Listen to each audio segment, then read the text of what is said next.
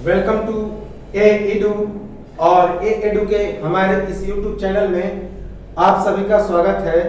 तो मध्यकालीन भारत के इतिहास को हम लोग पढ़ रहे थे और मध्यकालीन भारत के इतिहास के अंतर्गत हम लोग भक्ति आंदोलन के बारे में पढ़ रहे थे। भक्ति और सूफी आंदोलन जो कि इस मध्यकालीन भारत के इतिहास का अंतिम अध्याय है, जिसके तहत हम लोगों ने सूफी आंदोलन को पूरी डिटेल में समाप्त किया और उसके बाद हम लोग शुरुआत किए भक्ति आंदोलन को।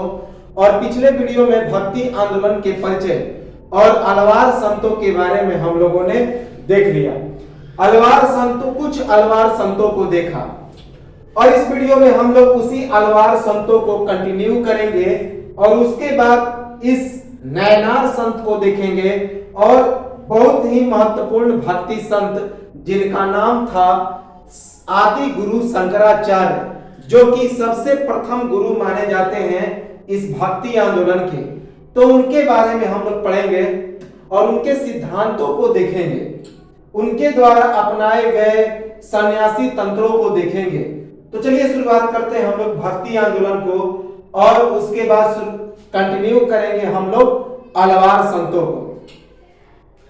तो जैसा कि हम लोगों ने पढ़ लिया है कि अलवार संत वे थे जो विष्णु के उपासक थे, नारायण के उपासक थे, जो विष्णु की पूजा करते हैं, नारायण की पूजा करते हैं, वे अलवार संत कहे जाते हैं। और उनका मुख्य सिद्धांत क्या था? तो भक्ति की स्थापना अर्थात मोक्ष की प्राप्ति। तो हम लोग उसी भक्ति नए अलवार संतों को कंटिन्यू करेंगे और अगले अलवार संत जिसका नाम है मधुर कवि। तो सबसे महत्वपूर्ण जो अलवार संत थे उनको हमने देखा था, जिसका नाम था नम्मालवार। तो नम्मालवार जिन्हें हम लोग परांकुश मुनि के नाम से भी जानते हैं, तो उनके बारे में हम लोग देख चुके थे। तो चलिए हम लोग इसके बाद हम लोग देखते हैं मधुर कवि को। तो अगले जो इस 12 अलवार संत थे, उन 12 अलवार संतों में अगले अलवार संत कौन थे? तो मधुर कवि। तो मधुर कवि से हम लोग शुरुआत करते हैं इस भक्ति आंदोलन के 12 अलवार संतों को। तो मधुर कवि का जन्म तिरुक्कालबूर नामक एक ग्राम में हुआ था, जो गरुड़ के अवतार के रूप में विख्यात थे। और ये षटकोप अर्थात परांकुश मुनि के समकालीन थे। तो षटकोप या फिर परांकुश मुनि किसे कहा गया? तो हमने बताया था परांकुश मुनि या षटकोप ये कहा गया नम्मालवार को। तो ये जो मधुर कवि थे उनका जन्म तिरुक्कालबूर में हुआ था, तिरुक्कालबूर नामक ग्राम में हुआ था और उन्हें गरुड़ का अवतार कहा जाता था। क्या?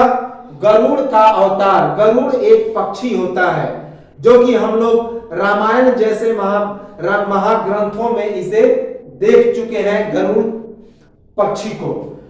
तो मधुर कवि का जन्म तिरुक्कालबूर नामक ग्राम में हुआ था और उन्हें गरुड़ का अवतार के रूप में विख्यात किया गया है।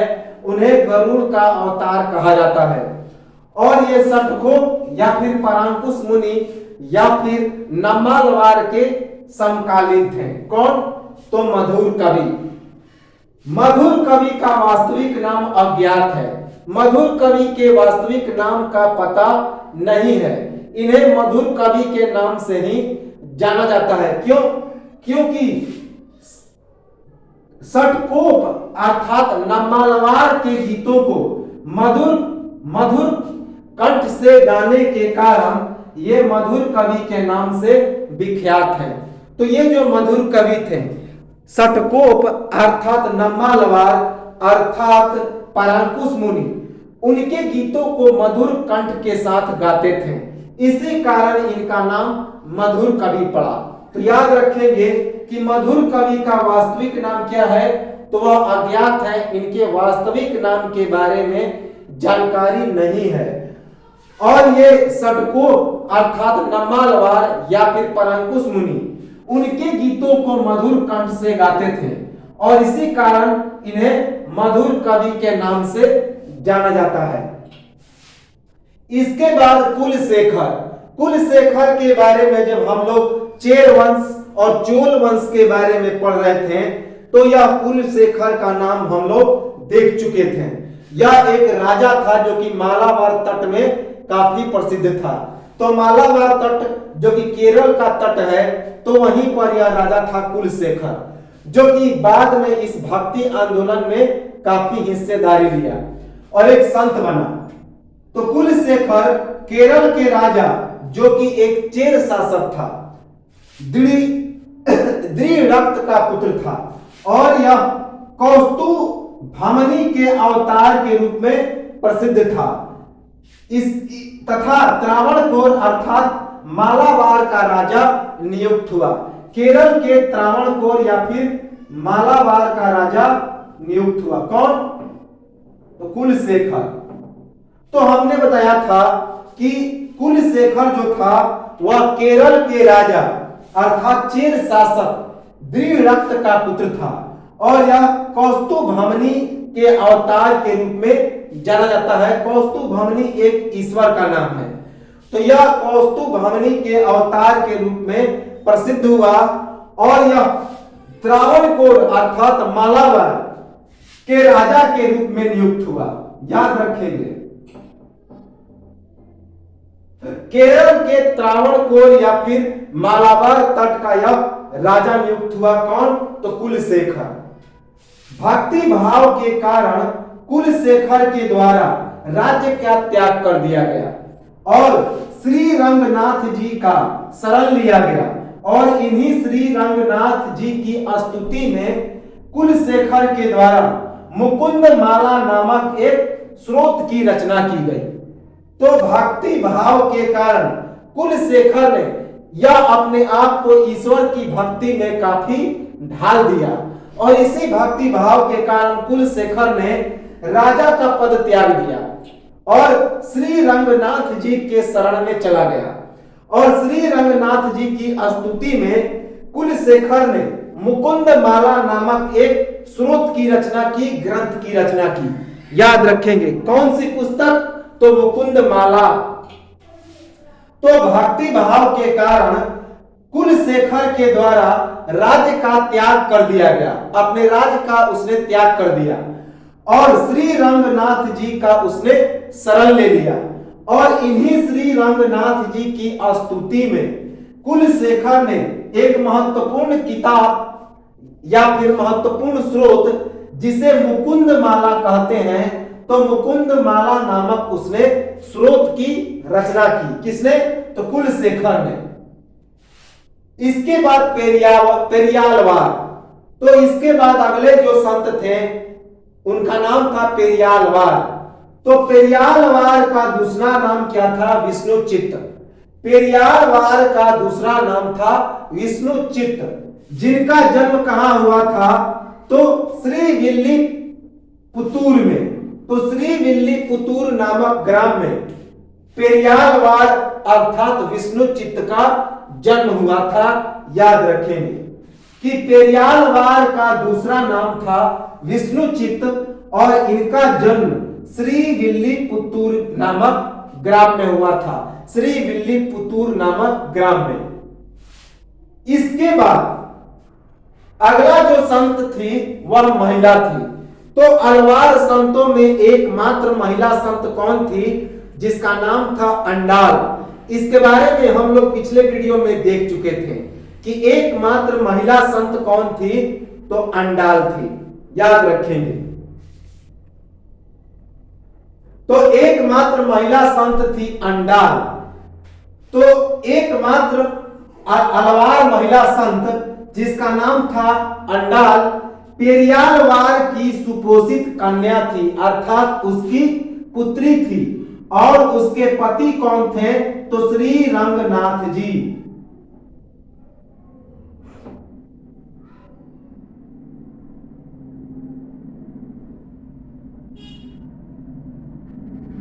तो अंडाल के पति का क्या नाम था? श्री रंगनाथ जी। और इन्हीं के शरण में कौन गया था? तो कुलशेखर। और इन्हीं की स्तुति में कुलशेखर ने मुकुंदमाला नामक एक स्रोत की रचना भी की थी। मुकुंदमाला।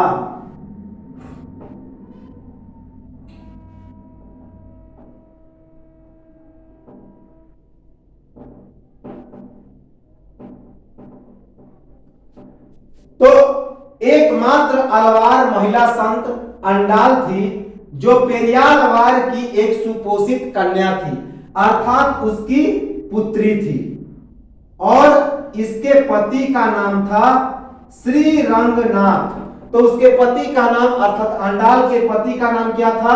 तो श्री रंगनाथ जी। एक कहावत के अनुसार अंडाल को भगवान की ज्योति प्राप्त हुई। तो एक कहावत में क्या कहा गया है कि अंडाल को भगवान की ज्योति प्राप्त हुई, अर्थात विष्णु के प्रति असीमित भक्ति के कारण अंडाल को स्वप्न में उनके साथ विवाह करते हुए देखा गया। याद रखेंगे। तो एक कहावत कहा गया कि अंडाल को विष्णु अर्थात भगवान की ज्योति प्राप्त हुई, और उसी को दूसरे भाव में क्या कहा गया कि विष्णु के प्रति असीमित भक्ति के कारण अंडाल को सपने में उनके साथ विवाह करते हुए देखा गया। तो एक कहावत के अनुसार अंडाल को भगवान की ज्योति प्राप्त हुई, अर्थात विष्णु की ज्योति प्राप्त हुई। दूसरे भाव में कहा गया इसी बात को कि विष्णु के प्रति असीमित भक्ति के कारण अंडाल को स्वप्न में विष्णु के साथ विवाह करते हुए देखा गया, शादी करते हुए देखा गया। अंडाल की उपासना का जो भाव था वह माधुर्य भाव कहा जाता था। याद रखेंगे कि अंडाल की उपासना का भाव क्या था? तो माधुर्य भाव था, और इसी भाव के तहत अंडाल के द्वारा निरुपापय तथा नच्चियार तिरुमौसी नामक एक ग्रंथ की रचना की गई। तो अंडाल की उपासना का भाव था माधुर्य भाव, और उसी माधुर्य भाव के तहत अंडाल ने 3 पुस्तकों की रचना की। पहली पुस्तक का नाम था निरुपापय। क्या नाम था? निरुपापय।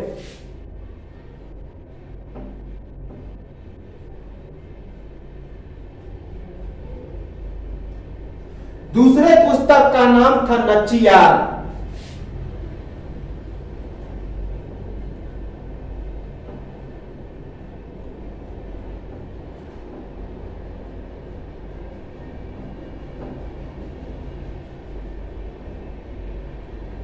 और तीसरे पुस्तक का नाम था तिरुमौसी। तो तिरुमौसी, नच्चियार और निरुपापय नामक ग्रंथ की रचना की। किस भाव से? तो माधुर्य भाव से। तो एक अंडाल की उपासना का भाव था माधुर्य भाव, और इसी भाव के तहत अंडाल ने 3 महत्वपूर्ण ग्रंथों की रचना की। एक का नाम था निरुपापय, दूसरे का नाम था नच्चियार, और तीसरे का नाम था तिरुमौसी, जो कि पूछा गया फैक्ट है। उसके बाद अगले जो अलवार सूफी संत थे उनका नाम था तोंडर डिप्पोडियालवार। तोंडर डिप्पोडियालवार, जिनका जन्म विप्र कुल में हुआ था, और विप्र कुल में होने के कारण इनका दूसरा नाम क्या था? तो विप्र नारायण। इन्हें विप्र नारायण के नाम से भी जाना जाता है। तो तोंडर डिप्पोडियालवार का जन्म कहां हुआ था? तो विप्र कुल में हुआ था, विप्र कुल में, और इसी कारण इनका दूसरा नाम था विप्र नारायण। इसके बाद अगले जो अलवार सूफी संत थे उनका नाम था तिरुमगैयालवार। तिरुमगैयालवार, इनके द्वारा इनका जन्म शैव परिवार में हुआ था, अर्थात शिव की भक्ति करने वाला परिवार में हुआ था, और इनके द्वारा दास के रूप में भगवान की उपासना की गई।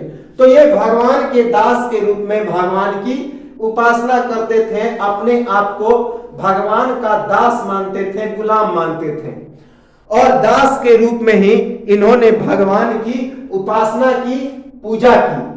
तो तिरुमंगयालवार का जन्म शैव परिवार में हुआ था और इन्होंने दास के रूप में भगवान की उपासना प्रारंभ की। तिरुमंगयालवार के द्वारा 6 ग्रंथों की रचना की गई जो तमिल वेदांग के रूप में काफी प्रसिद्ध हुआ। तो तिरुमंगयालवार ने 6 ग्रंथों की रचना की जिन्हें तमिल वेदांग के नाम से जाना जाता है। ये तमिल के वेदों के अंग के रूप में इन्हें जाना जाता है। तो तिरुमंगयालवार के द्वारा 6 ग्रंथों की रचना की गई जो तमिल वेदांग के रूप में काफी प्रसिद्ध हुआ। तमिल वेदांग 12 अलवारों संतों के भक्ति सिद्धांतों को अनेक आचार्यों के द्वारा तर्कपूर्ण व्याख्या किया गया, जिसमें सबसे प्रमुख व्याख्या था रामानुजाचार्य और वेदांत देशिक। तो 12 अलवार संतों के भक्ति सिद्धांतों को अनेक आचार्यों के द्वारा तर्कपूर्ण रूप से व्याख्या किया गया, जिसमें सबसे प्रमुख जो आचार्य थे उनका नाम था रामानुजाचार्य और वेदांत देशिक। तो 12 अलवार संतों के भक्ति सिद्धांतों को अनेक आचार्यों के द्वारा तर्कपूर्ण व्याख्या किया गया, जिनमें सबसे प्रमुख आचार्य कौन थे? तो एक का नाम था रामानुजाचार्य जो रामानुज के नाम से भी प्रसिद्ध है और दूसरे का नाम था वेदांत देशिक। तो ये तो थे हमारे अलवार संत। अब हम लोग आते हैं नयनार संत। नयनार संत अर्थात जो शिव के उपासक, जो शैव उपासक होते हैं, शिव के भक्त होते हैं। तो नयनार संत अर्थात ये शिव के उपासक होते हैं और शैव भक्त होते हैं, शिव के भक्त होते हैं। तो नयनार संत शिव के उपासक या शिव के भक्त होते हैं। कुल नयनार संतों की संख्या कितनी थी? तो 63, जिसमें तियन्नाबुक्करसु, तिरुज्ञान संबंधर, सुंदर मूर्ति और मक्किक वाचकर ये चारों प्रमुख नयनार संत थे और इन चारों के द्वारा देवारम नामक एक भक्ति गीत की रचना की गई। इंपॉर्टेंट है। तो नयनार संतों की कुल संख्या कितनी थी? 63, जबकि अलवार संतों की संख्या कितनी थी? तो 12, जिसके बारे में हम लोग पढ़ चुके। और ये नयनार संतों की संख्या थी 63, जिनमें 4 सबसे प्रमुख थे। तियन्नाबुक्करसु, तिरुज्ञान संबंधर, सुंदर मूर्ति और मक्किक वाचकर। और इन चारों ने देवारम नामक एक भक्ति गीत की रचना की।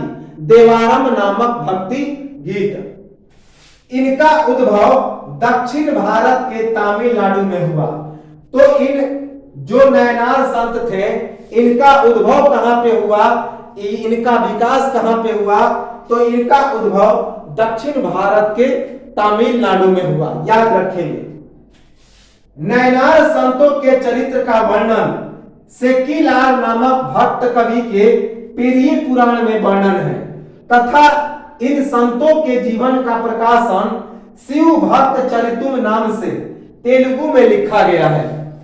तो नयनार संतों के चरित्र का वर्णन कहां पे किया गया? तो सेक्किलार नामक भक्त कवि के पेरिये पुराण में किया गया है।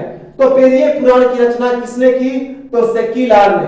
तो यह एक भक्त कवि था और इस सेक्किलार के पेरिये पुराण में नयनार संतों के चरित्र का वर्णन किया गया है। और इन संतों के जीवन का प्रकाशन किसमें किया गया? तो शिव भक्त चरितुम नामक एक ग्रंथ में, जो कि तेलुगु भाषा में लिखा गया है।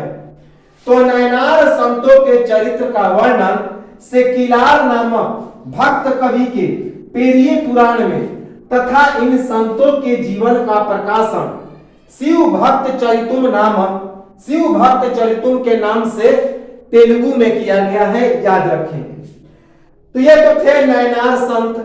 ये जो 63 संत हैं इनके नाम याद करने की जरूरत नहीं है। ऐसे हम 63 संतों के नाम लिख देंगे। तो जिनके बारे में जानकारी रखने की कोई जरूरत नहीं है, बस इसी चारों का नाम याद रखना है। और अब हम लोग जो महत्वपूर्ण संत पढ़ेंगे उनके नाम याद रखेंगे, उनके बारे में डिटेल याद रखेंगे। तो जिसमें सबसे प्रमुख है, सबसे पहले संत, उनका नाम है आदि गुरु शंकराचार्य। तो आदि गुरु शंकराचार्य, आदि गुरु इसलिए कहा गया है कि ये काफी प्राचीन संत थे। आदि गुरु, काफी सबसे पहले इन्हें संतों का प्रवर्तक माना जाता है। तो आदि गुरु शंकराचार्य, इनका जन्म 788 ईस्वी में केरल के कलाडी, जिसे कासल नामक गांव भी कहा जाता है, तो उसी ग्राम में हुआ था, अलवर नदी के किनारे। तो आदि गुरु शंकराचार्य का जन्म कब हुआ? तो 788 ईस्वी में केरल के कलाडी, जिसे कासल भी कहा जाता था, तो केरल के कलाडी या कासल नामक गांव में अलवर नदी के किनारे हुआ। तो आदि गुरु शंकराचार्य का जन्म 788 ईस्वी में अलवर नदी के किनारे कलाडी नामक गांव, जिसे कासल भी कहा जाता था, तो उसी गांव में हुआ। इनके पिता का नाम क्या था? तो भट्ट नाम था, शिव गुरु भट्ट, जो कि शिव गुरु इसलिए नाम पड़ा क्योंकि शिव के ये बड़े भक्त थे। तो वास्तविक नाम इनका भट्ट था, लेकिन शिव के गुरु होने के कारण ये शिव गुरु भट्ट के रूप में काफी प्रसिद्ध हुए। तो शंकराचार्य के पिता का नाम था शिव गुरु भट्ट। इनकी माता का नाम था सुभद्रा, जिन्हें आर्यम्बा के नाम से भी जाना जाता था। तो सुभद्रा या आर्यम्बा, तो माता का नाम था शंकराचार्य का सुभद्रा या फिर आर्यम्बा। इनके बचपन का नाम था शंकर। शंकर क्यों पड़ा? भट्ट के द्वारा शिव के आराधना के उपरांत एक पुत्र की प्राप्ति होने के कारण उसका नाम शंकर रखा गया। क्योंकि जो भट्ट थे, शंकराचार्य के पिता थे शिव गुरु भट्ट, वे शिव के बहुत बड़े उपासक थे। उनकी कोई संतान नहीं थी, तो उन्होंने शिव की उपासना प्रारंभ की, शिव की आराधना प्रारंभ की और बड़े लंबे समय तक उन्होंने आराधना किया। और उसके बाद इन्हें एक पुत्र रत्न की प्राप्ति हुई, तो इसी कारण उसका नाम शंकर, शिव जी के नाम पर शंकर रख दिया और इसी कारण ये शंकराचार्य के नाम से भी प्रसिद्ध हुए। और चूंकि आराधना के कारण इनका जन्म हुआ, इसी कारण शंकराचार्य को शंकर का अवतार भी कहा जाता है, शिव का अवतार भी कहा जाता है। तो बचपन का नाम था शंकर। भट्ट के द्वारा शिव के आराधना के उपरांत एक पुत्र की प्राप्ति होने के कारण उसका नाम भट्ट ने क्या रखा? तो शंकर रखा, जो कि शंकराचार्य के नाम से बाद में प्रसिद्ध हुए। 3 वर्ष की अवस्था में पिता का देहांत। तो जब शंकर 3 वर्ष की उम्र में थे तो इनके पिता भट्ट का देहांत हो गया। 6 वर्ष की अवस्था में प्रकांड विद्वान, जब इनकी उम्र 6 वर्ष हुई शंकर की, तो ये एक प्रकांड विद्वान बन गए। और 8 वर्ष की अवस्था में संन्यास ग्रहण, और 8 वर्ष की अवस्था में इन्होंने संन्यास ग्रहण कर लिया। याद रखेंगे, इंपॉर्टेंट है कि शंकराचार्य जब 3 वर्ष की अवस्था में थे तो पिता का देहांत हो गया, और जब इनकी उम्र 6 वर्ष हुई तो 6 वर्ष की अवस्था में ही ये प्रकांड विद्वान बन गए। और जब इनकी उम्र 8 वर्ष हुई तो उसके 8 वर्ष की उम्र में ही इन्होंने संन्यास ग्रहण कर लिया, संन्यास धारण कर लिया। एक कहावत क्या है इनके बारे में कि माता से जब इन्होंने संन्यास के लिए आग्रह किया, अपनी माता सुभद्रा से कहा कि माता मैं संन्यास ग्रहण करना चाहता हूं, तो माता ने इन्हें आदेश नहीं दिया, इन्हें डांट दिया। तो आज्ञा लेने के बाद वे चले गए स्नान करने अपनी माता के साथ।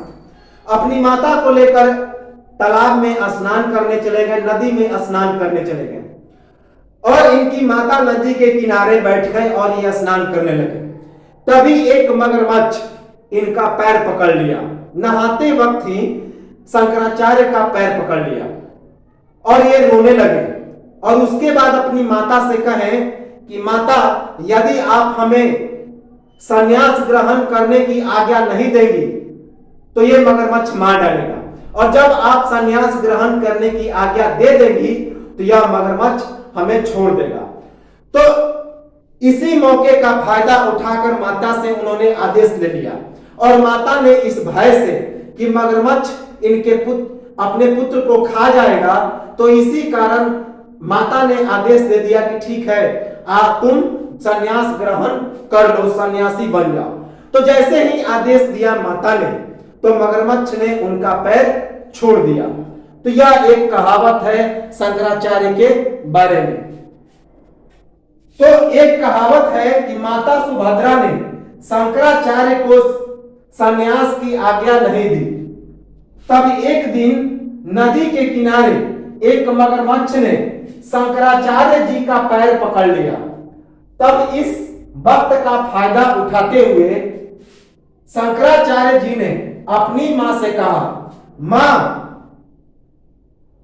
मुझे संन्यास लेने की आज्ञा दो, नहीं तो यह मगरमच्छ मुझे खा जाएगी। इससे भयभीत होकर माता ने तुरंत उन्हें संन्यास की आज्ञा दे दी। और आश्चर्य की बात तो यह है कि जैसे ही माता ने आज्ञा दी, वैसे ही तुरंत मगरमच्छ ने शंकराचार्य का पैर छोड़ दिया। यह एक कहावत है, हकीकत है या नहीं है, इसके बारे में कोई लिखित डेटा नहीं मिलता, लिखित आंकड़ा नहीं मिलता, महज यह एक कहावत है, मिथ्या है। गोविंद नाथ के नाम से इन्होंने संन्यास ग्रहण किया, क्योंकि जब ये संन्यास ग्रहण किए तो उन्होंने अपना गुरु किसे माना, तो आचार्य गोविंद भागवतोपाद को। तो इनके संन्यास ग्रहण के समय इनके गुरु कौन बने, तो आचार्य गोविंद भागवतपाद। तो आचार्य गोविंद भागवतपाद के सानिध्य में संन्यास ग्रहण करने के कारण इन्होंने अपना नाम क्या रखा, तो संन्यास ग्रहण के दौरान इन्होंने अपना नाम रखा गोविंद पाद। तो याद रखेंगे, गोविंद नाथ के नाम से इन्होंने संन्यास ग्रहण किया। क्यों? क्योंकि संन्यास ग्रहण के समय इनके गुरु कौन बने, तो आचार्य गोविंद भगवतपाद। आचार्य गोविंद भगवतपाद कुछ दिनों तक काशी में निवास, कुछ दिनों तक इनका निवास कहां पे रहा, तो काशी, जो कि बनारस आज इसका वाराणसी नाम है, तो प्राचीन नाम था काशी। तो कुछ दिनों तक काशी में वे निवास किए, काशी में रहे, और वहां पर बिजिल बिंद के तालवन में मंडन मिश्र को सपत्नीक शस्त्रार्थ में परास्त किया। तो कुछ दिनों तक वे काशी में निवास किए, कि काशी में बसे, और उसके बाद वहीं पर बिजिल बिंदु नामक जगह के तालवन में मंडन मिश्र को सपत्नीक अर्थात पत्नी के साथ ही शस्त्रार्थ में परास्त किया, अर्थात शस्त्र विद्या में उन्हें पराजित कर दिया। किन्हें? तो मंडन मिश्र को। याद रखेंगे कहां पे, तो काशी के एक जगह है बिजिल बिंद, तो काशी के बिजिल बिंद के तालवन में मंडन मिश्र को उनके पत्नी के साथ शस्त्र अर्थ में परास्त किया, अर्थात शस्त्र विद्या में उन्हें पराजित किया। समस्त भारतवर्ष में भ्रमण करके बौद्ध धर्म को मिथ्या प्रमाणित कर वैदिक धर्म को पुनर्जीवन प्रदान किया। तो ये समस्त भारतवर्ष को इन्होंने क्या किया, तो भ्रमण किया। तो शंकराचार्य ने समस्त भारतवर्ष में भ्रमण किया और भ्रमण करके बौद्ध धर्म को मिथ्या प्रमाणित कर दिया। उन्होंने कहा कि बौद्ध धर्म झूठा है और वैदिक धर्म को पुनर्जीवित किया, अर्थात जो प्राचीन सनातनी धर्म था, ब्राह्मण धर्म था, उन्होंने इसको पुनर्जीवित किया। याद रखेंगे, इंपॉर्टेंट है। 820 वर्ष में 32 वर्ष की अल्प आयु में केदारनाथ के समीप इनकी मृत्यु हुई। केदारनाथ कहां पे है, तो वर्तमान उत्तराखंड में। तो 820 ईस्वी में 32 वर्ष की अवस्था में केदारनाथ के समीप, जो कि वर्तमान उत्तराखंड में है, वहीं पर इनकी मृत्यु हो गई। तो 820 ईस्वी में 32 वर्ष की अल्पायु में केदारनाथ के समीप इनकी मृत्यु हो गई, जो कि वर्तमान में उत्तराखंड में है। महान दार्शनिक, धर्म परिवर्तक एवं महान विद्वान। तो ये जो शंकराचार्य थे, महान दार्शनिक थे, एक महान धर्म परिवर्तक थे और महान विद्वान थे। तो शंकराचार्य महान दार्शनिक, महान धर्म परिवर्तक और महान विद्वान थे। इन्होंने एक मत दिया, एक प्रवर्तन दिया, एक सिद्धांत दिया, जिसके बारे में कई बार एग्जाम में पूछा गया है, और इस सिद्धांत का नाम था अद्वैतवाद। तो अद्वैतवाद या अद्वैत वेदांत भी उसे कहते हैं। तो शंकराचार्य ने अद्वैतवाद या अद्वैत वेदांत नामक एक सिद्धांत का परिवर्तन किया, जिसके अनुसार ब्रह्म ही सत्य है और जगत मिथ्या है, अर्थात जीव और ब्रह्म अलग नहीं है। तो इन्होंने अद्वैतवाद या अद्वैत वेदांत नामक एक सिद्धांत का प्रवर्तन किया। ये अद्वैतवाद या अद्वैत वेदांत के प्रवर्तक थे, और अद्वैतवाद का मतलब होता है कि ब्रह्म ही सत्य है और जगत मिथ्या है, अर्थात जीव और ब्रह्म एक दूसरे से अलग नहीं है। उनका मानना था कि केवल ब्रह्म सत्य है और जो जीव जगत है वे सभी मिथ्या है, झूठ है। उनके अनुसार ब्रह्म और जीव जगत में कोई अंतर नहीं है, जो ब्रह्म है वही जीव जगत है, अर्थात ये जो पूरा सृष्टि है वह ब्रह्म में ही समाया हुआ है। भागवत गीता, उपनिषदों, वेदांत सूत्रों पर उन्होंने भाष्य लिखा, अर्थात टीका लिखा, अर्थात कटाक्ष लिखा। ये तीनों भाष्य प्रस्थान त्रयी के नाम से प्रसिद्ध हुए। बहुत ही इंपॉर्टेंट है कि शंकराचार्य ने भागवत गीता, उपनिषद और वेदांत सूत्रों पर भाष्य लिखा, टीका लिखा, कटाक्ष लिखा, और इन तीनों भाष्यों को क्या किस नाम से जाना गया?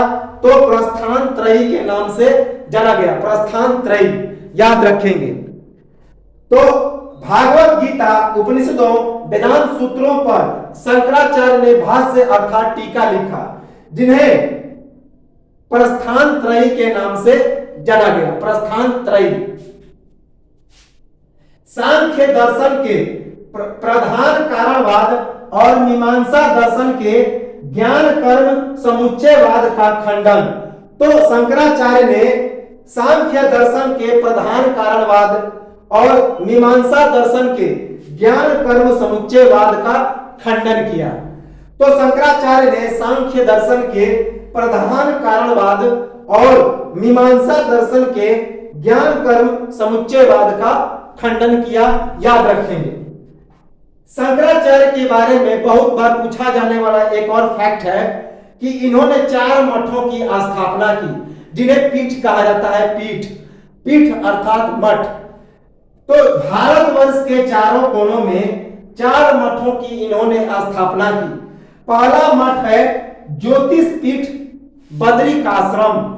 ज्योतिष पीठ बद्रिकाश्रम, जो कि बद्रीनाथ में है, और इसमें विष्णु का प्रसिद्ध मंदिर है।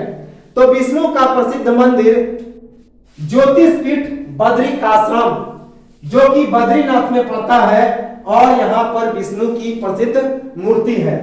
उसके बाद श्रृंगेरी पीठ, यह श्रृंगेरी पीठ इनके नाम से ही जाना जाता है। तो शंकराचार्य का सबसे महत्वपूर्ण यदि कोई मठ था, कोई पीठ था, तो यही श्रृंगेरी पीठ था, याद रखेंगे, इंपॉर्टेंट है। तो पहला मठ है ज्योतिष पीठ बद्रिकाश्रम, जो कि बद्रीनाथ में है, उत्तराखंड के बद्रीनाथ में, और यह विष्णु का प्रसिद्ध यहाँ पे मंदिर है। उसके बाद श्रृंगेरी पीठ। श्रृंगेरी पीठ कर्नाटक के मैसूर में है, जहां पे शिव का प्रसिद्ध मंदिर है। कर्नाटक के मैसूर में है श्रृंगेरी पीठ, जो कि कर्नाटक के मैसूर में है, और एक शिव मंदिर है यहाँ पे। उसके बाद द्वारिका शारदा पीठ। द्वारिका शारदा पीठ, जो कि कृष्ण का वहां पे प्रसिद्ध मंदिर है। द्वारिका सेक्टर जो कि दिल्ली के छोर पे पड़ता है। द्वारिका शारदा पीठ जहां पे कृष्ण का प्रसिद्ध मंदिर है। उसके बाद पुरी गोवर्धन पीठ, पुरी गोवर्धन पीठ यहां बलभद्र एवं सुभद्रा का प्रसिद्ध मंदिर है जो कि पुरी अर्थात उड़ीसा में है। तो पुरी गोवर्धन पीठ पुरी उड़ीसा के पुरी में पड़ता है और यह बलभद्र एवं सुभद्रा का यहाँ पे मंदिर है।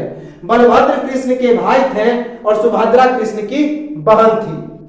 तो इनका मंदिर है कहां पे, तो पुरी गोवर्धन पीठ में।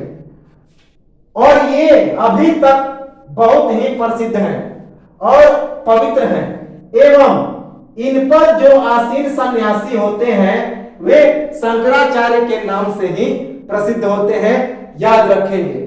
इन चारों मठों में जो प्रसिद्ध सन्यासी होते हैं वे शंकराचार्य के नाम से ही प्रसिद्ध किए जाते हैं, उन्हें शंकराचार्य ही कहा जाता है। तो कौन कौन से भारतवर्ष के चारों कोनों में मठों की स्थापना की शंकराचार्य ने, तो पहला ज्योतिष पीठ बद्रिकाश्रम जो कि बद्रीनाथ में है। कहां पे, तो वहां पे विष्णु का प्रसिद्ध मंदिर है उत्तराखंड में। दूसरा जो है वह श्रृंगेरी पीठ है। श्रृंगेरी पीठ कर्नाटक के मैसूर में है जो कि एक वहां पे प्रसिद्ध शिव मंदिर है। तीसरा द्वारिका शारदा पीठ जो कि द्वारिका में पड़ता है और यहाँ पे कृष्ण का प्रसिद्ध मंदिर है। और चौथा पुरी गोवर्धन पीठ, पुरी गोवर्धन पीठ में बलभद्र और सुभद्रा का मंदिर है जो कि उड़ीसा के पुरी में पड़ता है। और इन चारों मठों की स्थापना शंकराचार्य ने की। और इन चारों, आज भी ये चारों मठ काफी पवित्र हैं और प्रसिद्ध हैं। और इन चारों मठों में जो सन्यासी होते हैं उन्हें शंकराचार्य के नाम से ही जाना जाता है। दक्षिण भारत में धार्मिक जीवन हेतु 9 ब्राह्मण धर्म की स्थापना। तो शंकराचार्य ने दक्षिण भारत में धार्मिक जीवन की स्थापना हेतु इन्होंने एक 9 ब्राह्मण धर्म की स्थापना की। अभी हमने बताया था कि वैदिक धर्म को उन्होंने पुनर्जीवित किया और उसी वैदिक धर्म का नाम क्या रखा, तो 9 ब्राह्मण धर्म। तो दक्षिण भारत में धार्मिक जीवन हेतु उन शंकराचार्य ने 9 ब्राह्मण धर्म की स्थापना की। हिंदू मान्यताओं के अनुसार भगवान शंकर के अवतार, तो याद रखेंगे अभी मैंने बताया कि उन्हें भगवान शंकर का अवतार भी कहा जाता है, ऐसा हिंदू मान्यता में कहा गया है। तो हिंदू मान्यताओं के अनुसार शंकराचार्य को भगवान शंकर का अवतार कहा जाता है, शिव के अवतार के रूप में जाना जाता है। 9 ब्राह्मण धर्म से जैन एवं बौद्ध धर्म का प्रभाव कम हुआ और शैव तथा वैष्णव धर्म अधिक शक्तिशाली हुआ, जिसके परिणाम स्वरूप समाज में एक बार फिर से ब्राह्मणों के वर्चस्व की स्थापना हुई और बड़ी संख्या में मंदिरों एवं मूर्तियों का निर्माण कार्य प्रारंभ हो गया। तो 9 ब्राह्मण धर्म की स्थापना से जैन एवं बौद्ध धर्म के प्रभाव को कम किया गया। जैन एवं बौद्ध धर्म का प्रभाव कम हुआ और इस 9 ब्राह्मण धर्म से शैव तथा वैष्णव धर्म अधिक शक्तिशाली हो गया, जिसके परिणाम स्वरूप समाज में एक बार फिर से ब्राह्मणों का वर्चस्व स्थापित हो गया और बड़ी संख्या में मंदिरों एवं मूर्तियों का निर्माण कार्य प्रारंभ हो गया। याद रखेंगे, बौद्ध एवं जैन धर्म का सामना करने हेतु बुद्ध संघ के तरह ही सन्यासियों हेतु एक तपस्वी वर्ग का उदय हुआ।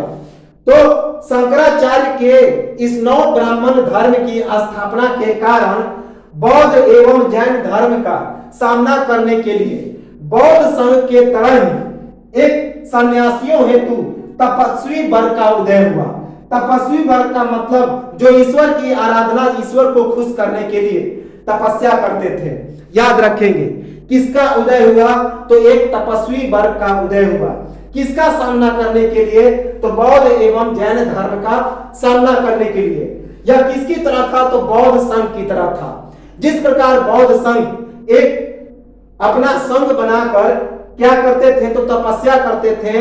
तो उसी प्रकार बौद्ध एवं जैन धर्म का सामना करने के लिए शंकराचार्य के नव ब्राह्मणवाद के कारण बुद्ध संघ की तरह ही सन्यासियों के लिए एक तपस्वी वर्ग का उदय हुआ। हिंदू धर्म को सुव्यवस्थित करने हेतु आदि गुरु शंकराचार्य के द्वारा स्मृति संप्रदाय की शुरुआत की गई, जिसमें पंचदेवोपासना अर्थात 5 देवों की उपासना का विधान था, इसकी शुरुआत की गई। तो हिंदू धर्म को सुव्यवस्थित करने के लिए शंकराचार्य ने एक संप्रदाय की शुरुआत की, जिसे स्मृति संप्रदाय कहा गया, और इसमें पंचदेवोपासना नामक एक विधान की शुरुआत की गई। पंचदेवोपासना का मतलब है इसमें 5 देवों की उपासना प्रारंभ की गई। तो याद रखेंगे कि जिसमें 5 देवों की उपासना की जाती थी। तो हिंदू धर्म को सुव्यवस्थित करने हेतु शंकराचार्य के द्वारा स्मृति संप्रदाय की शुरुआत की गई, जिसमें 5 देवों की उपासना की जाती थी। पंचदेवोपासना का विधान था। अवतारवाद की धारणा की शुरुआत, जिसके अनुसार ईश्वर तब अवतार लेता है जब धर्म की हानि होती है। तो शंकराचार्य ने अवतारवाद की धारणा की शुरुआत की। अवतारवाद की धारणा के बारे में इन्होंने बताया, और इसमें क्या बताया कि ईश्वर तब अवतार लेता है जब धर्म की हानि होती है। अर्थात इन्होंने ईश्वर के अवतार के बारे में बताया लोगों को कि ईश्वर अवतार लेता है, कब अवतार लेता है, जब जब धरती पर धर्म की हानि होती है। ब्रह्म की प्राप्ति के लिए ज्ञान मार्ग पर बल। तो शंकराचार्य ने धर्म की प्राप्ति के लिए ज्ञान मार्ग पर बल दिया। इंपॉर्टेंट है। उनके अनुसार यदि ब्रह्म की प्राप्ति करना है, ईश्वर की प्राप्ति करना है, तो ज्ञान मार्ग पर बल देना आवश्यक है। अर्थात ज्ञान को प्राप्ति करना, ज्ञान को अर्जित करना ही सबसे महत्वपूर्ण मार्ग है। किसने बताया? तो शंकराचार्य ने।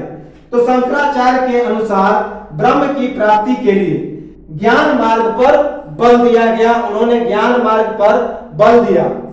इनकी प्रमुख रचनाएं थी ब्रह्म सूत्र भाष्य, गीता भाष्य, उपदेश साहसी और प्रपंच अस्त्र तंत्र। तो इन शंकराचार्य के द्वारा कौन कौन सी रचनाएं लिखी गई? तो ब्रह्म सूत्र भाष्य, गीता भाष्य, उपदेश साहसी और प्रपंच अस्त्र तंत्र। याद रखेंगे, इंपॉर्टेंट है, इनसे प्रश्न आते हैं। कौन कौन सी? तो ब्रह्म सूत्र भाष्य, गीता भाष्य, उपदेश साहसी और प्रपंच अस्त्र तंत्र। इनके जीवन पर शैव तथा बौद्ध दर्शन का भी प्रभाव पड़ा।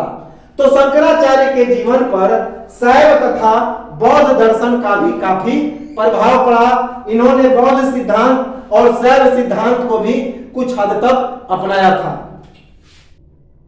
शंकराचार्य के अद्वैत दर्शन के 3 पहलू थे। इन्होंने अद्वैतवाद के सिद्धांत का व्याख्या किया था।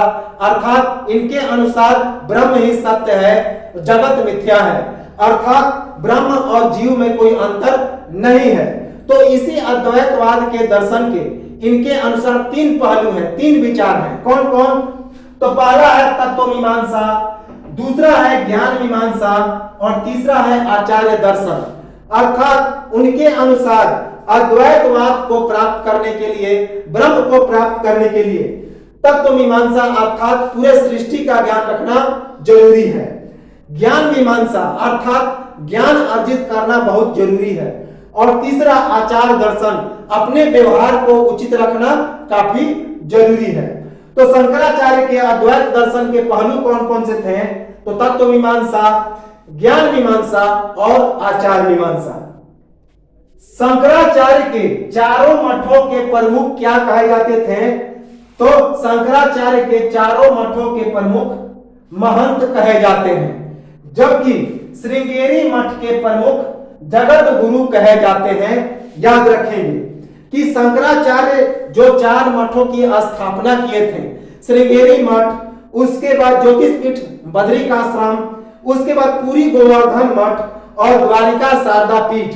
तो इन चारों मठों के जो प्रमुख होते हैं उन्हें महंत कहा जाता है।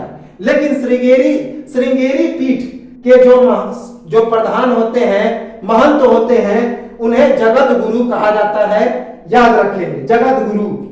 तो शंकराचार्य के चारों मठों के प्रमुख महंत कहे जाते हैं, जबकि श्रृंगेरी मठ के प्रमुख जगत गुरु कहे जाते हैं। शंकराचार्य के द्वारा 10 नामी सन्यासियों अर्थात 10 सन्यासियों की शुरुआत की गई। कहां कहां पे? अरण्य, आश्रम। अरण्य का मतलब होता है जंगल। आश्रम जहां पे संतों का एक आश्रय होता है उसे आश्रम कहते हैं। उसके बाद आश्रम के बाद भारती, गिरी अर्थात पहाड़, पर्वत, पुरी, सरस्वती अर्थात नदी, सागर अर्थात समुद्र, तीर्थ और वन। तो शंकराचार्य ने 10 नामी सन्यासियों के बारे में बताया कि 10 सन्यासियों के बारे में उन्होंने एक सिद्धांत दिया कि सन्यासियों को कहां पे रहना चाहिए, और ये 10 नामी सन्यासी इनके विचार के अनुसार पालन करते हैं। तो ये कहां से 10 नामी सिद्धांत, जो 10 नामी सन्यासी थे वे कहां पे रहने के लिए थे? तो पहला अरण्य, आश्रम, उसके बाद भारती, गिरी, पर्वत, पुरी, सरस्वती, सागर, तीर्थ और वन। तो इन सभी 10 इलाकों में पाए जो रहने वाले संत थे उन्हें 10 नामी सन्यासी कहा गया। इसके बारे में किसने विचार किया, सिद्धांत दिया? तो शंकराचार्य ने। 10 नामी सन्यासियों के द्वारा गेरुआ वस्त्र धारण, 10 नामी सन्यासी जो होते हैं वे एक प्रकार के गेरुआ वस्त्र, लाल रंग का एक कलर होता है, तो गेरुआ वस्त्र का धारण करते हैं। अपने कंधे पर बाघ शेर का शॉल ओढ़ते हैं। तो अपने कंधे पर बाघ और शेर की आकृति बनी हुई शॉल को लपेटते हैं। माथे पर शमशान की राख से 3 तिलक अर्थात इस प्रकार का तिलक होता है, और इस पर यह शिव जी का आंख बना होता है, तीसरी आंख। तो यह 3 तिलक करते हैं। तो 10 नामी सन्यासियों के द्वारा गेरुआ वस्त्र धारण किया जाता है। अपने कंधे पर बाघ और शेर की आकृति बना हुआ शॉल लपेटा जाता है, और माथे पर शमशान की राख से 3 तिलक बनाया जाता है। याद रखेंगे, 3 तिलक। और गले में 108 रुद्राक्षों की माला तथा दाढ़ी और बाल इनके बड़े बड़े होते हैं। तो ये अपने गले में 108 रुद्राक्षों की माला पहनते हैं, और इनकी दाढ़ी तथा बाल बड़े बड़े होते हैं। किनका? 10 नामी सन्यासियों का। तो ये तो था हमारा आदि गुरु शंकराचार्य। आदि गुरु शंकराचार्य को हम लोग आगे कंटिन्यू करेंगे, और अगले वीडियो में हम लोग आदि गुरु शंकराचार्य, रामानुजाचार्य, तुलसीदास, इन सभी को देखेंगे। एक स्क्रीनशॉट लें। तो मिलेंगे हम लोग अगले वीडियो में, आदि गुरु शंकराचार्य को कंटिन्यू करेंगे। तब तक